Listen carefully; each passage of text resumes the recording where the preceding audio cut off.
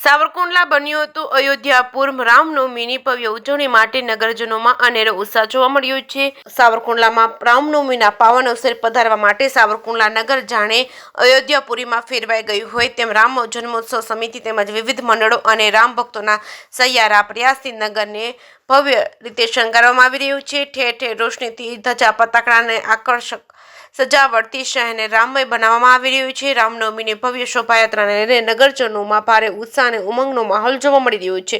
શોભાયાત્રાના route પર સફાઈ અને સ્વચ્છતાનું ખાસ ધ્યાન રાખવામાં આવી રહ્યું છે। સાવરકુંડલામાં પ્રથમ વર્ષ 1983 થી શરૂ કરેલી આ શોભાયાત્રાની પરંપરા આજે પણ એટલી જ ધામધૂમથી ચાલી આવે છે। સમગ્ર સાવરકુંડલા તાલુકાની ધર્મપ્રેમી જનતા હજારોની સંખ્યામાં શોભાયાત્રામાં જોડાય છે। ભગવાન શ્રી રામ પ્રત્યેની તેમની અપાર શ્રદ્ધા અને ભક્તિનો પુરાવો આપે છે। શ્રી રામ જન્મોત્સવ સમિતિ દ્વારા આ વર્ષે પણ ભવ્ય શોભાયાત્રાનું આયોજન કરવામાં આવ્યું છે, જેમાં સમિતિ દ્વારા ધર્મપ્રેમી જનતાને આ શોભાયાત્રામાં જોડવા માટે ભાવભર્યું આમંત્રણ પાઠવવામાં આવ્યું છે। સાવરકુંડલામાં રામનવમીના પાવન અવસરને લઈને ભારે ઉત્સાહ અને ઉમંગનો માહોલ જોવા મળ્યો છે। નગરજનો રામલલ્લાના આગમનને વધારવા માટે આતુરતાથી રાહ જોઈ રહ્યા છે। ભવ્ય શોભાયાત્રામાં જોડાઈને રામ ભક્તો ભક્તિમય વાતાવરણનો આનંદ માણશે અને ભગવાન શ્રી રામના આશીર્વાદ મેળવશે।